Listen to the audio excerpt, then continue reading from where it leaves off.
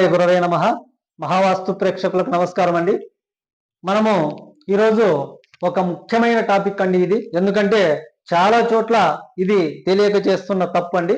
కాబట్టి మనము వీటిని ఏ విధంగా అంటే మన ఇల్లు ఏ విధంగా నిర్మించుకుంటే, ఎటువంటి ప్లేస్ లో నిర్మించుకుంటే మనము ఆ ఇంట్లో అంటే ఎప్పుడు ఆరోగ్యంగా ఆనందంగా ఉంటామనేది ఇది చాలా మంది తెలియక ఏం చేస్తున్నారంటే కొన్ని తెలియక దోషాలు. అంటే ఒక పాత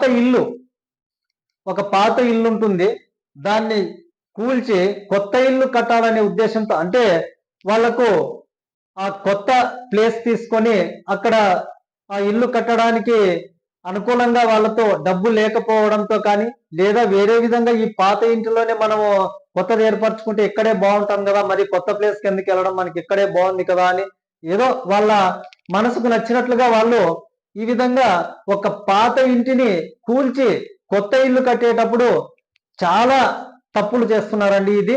ఇదే కాదు, ఒక పాత ఇల్లును కూల్చడం కానీ, లేదా ఇంకొకటి ఒక పెద్ద మహావృక్షాన్ని, ఒక చెట్టును నరికి అక్కడ ఇల్లు కట్టడం కానీ, లేదా ఒక బావిని పూడ్చి ఇల్లు కట్టడం కానీ, ఇలా ఇవన్నీ చాలా పెద్ద పెద్ద దోషాలండి ఇవి. వీటి గురించి మనము ఒకసారి పరిశీలిస్తే, ఎప్పుడైనా సరే మనం ఒక పాత ఇల్లు దాన్ని కూల్చేసి కొత్త ఇల్లు కట్టేటప్పుడు ఇక్కడ చాలా జాగ్రత్తలు తీసుకోవాలండి.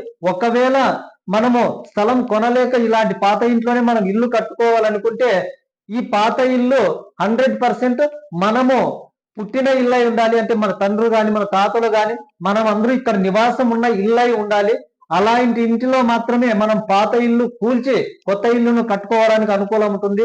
అలా కాకుండా ఎవరిదో పాత ఇల్లు తీసుకొని, అంటే మొత్తం అక్కడంతా పడిపోయిన ఇంటిని ఏదో తక్కువ రేటుకు వస్తుంది కదా అనే ఒక ఉద్దేశంతో ఆ పాత ఇంటిని కొనుక్కొని దాన్నంతా మొత్తం అక్కడంతా క్లీన్ చేసేసి ఒక ఇల్లు కడుతూ ఉంటారు. ఇది చాలా పెద్ద దోషం ఏర్పడుతుందండి. ఇలా మాత్రం చేయకండి.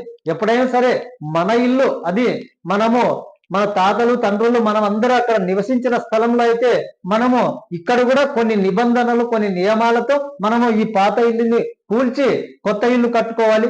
దానికంటూ కొన్ని నియమాలు ఉన్నాయండి. ఎప్పుడైనా సరే పాత ఇల్లు వెంటనే కూల్చేసిన తర్వాత వెంటనే కొత్త కన్స్ట్రక్షన్ మాత్రం చేయకూడదండి. దీనికంటూ కొంత కాల పరిమితి అనేది ఉంటుంది. ఈ కాల పరిమితిలోనే మనం అక్కడ కొత్తగా మళ్ళా గృహ నిర్మాణానికి శంకుస్థాపన చేయాలండి. అలా కాకోకుండా పాత ఇల్లు కూల్చేయడము, వెంటనే కొత్త ఇల్లు కట్టేయడము, ఇది మాత్రం ఏమాత్రం యోగించదండి. ఇలా మాత్రం పొరపాటును కూడా చేయకండి.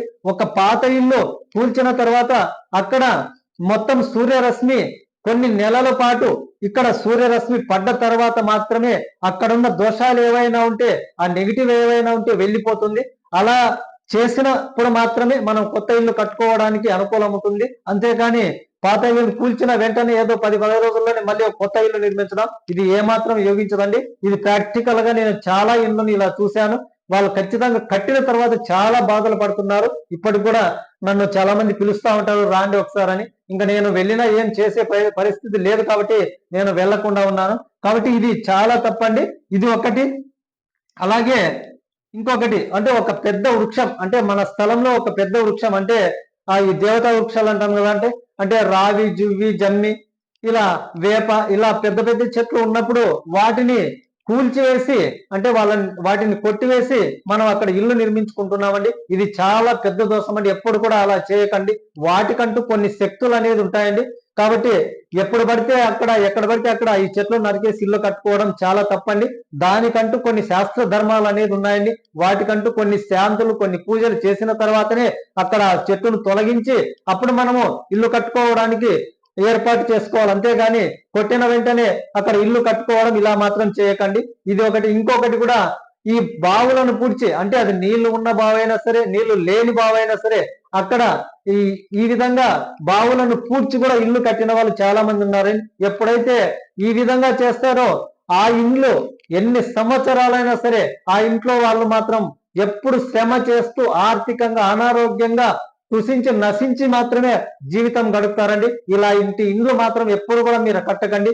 ఒక ఇల్లు కట్టాలంటే ఫస్ట్ మీరు ఇవన్నీ జాగ్రత్తగా ఆలోచించండి. ఎందుకంటే మనం ఇల్లు కట్టుకునేది మన ఇంటిల్లిపాది ఎప్పుడు కూడా తరతరాలుగా అందరూ ఆరోగ్యంగా ఆనందంగా డబ్బు సంపదతో ఉండాలనే ఉద్దేశంతో ఇల్లు కడతాం. కానీ ఇలా ఏదో అగ్గు దొరికిందని లేదా ఇంక కొత్త ఇల్లు అంటే కొత్త స్థలం కొనుక్కునే అవకాశం లేదు, దానికి ఇక్కడే కట్టుకుందామని ఈ విధంగా మాత్రం చేసి మీరు పొరపాటును కూడా ఇలా చేసుకొని మీరు నష్టపోవద్దని ప్రతి ఒక్కరికి నేను తెలియజేసుకుంటున్నాను. కాబట్టి ఎప్పుడైనా సరే మనం ఒక ఇల్లు నిర్మించుకోవాలంటే మీకు వీలైనంత అంటే ఎంతో కొంత అమౌంట్ ఏర్పరచుకున్న తర్వాత ఒక మంచి స్థలము తీసుకున్న తర్వాత అంటే ఒక కొత్త స్థలం తీసుకున్న తర్వాతే అక్కడ ఒక చిన్న గృహం కానీ పెద్ద గృహం కానీ మీ శక్తిని అనుసరించి ఒక మంచి ఇల్లు వాస్తుతో ఏర్పాటు చేసుకుంటే అప్పుడు మాత్రమే సుభిక్షంగా మీరు ఆరోగ్యంగా ఆనందంగా జీవిస్తారు.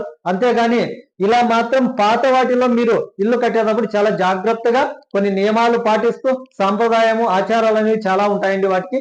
అవన్నీ ఆచరించిన తర్వాతే మీరు ఇక్కడ గృహ నిర్మాణానికి పూనుకోండి. కాబట్టి ప్రతి ఒక్కరికి నేను ఇది తెలియజేసుకుంటూ ధన్యవాదాలు. Thank you.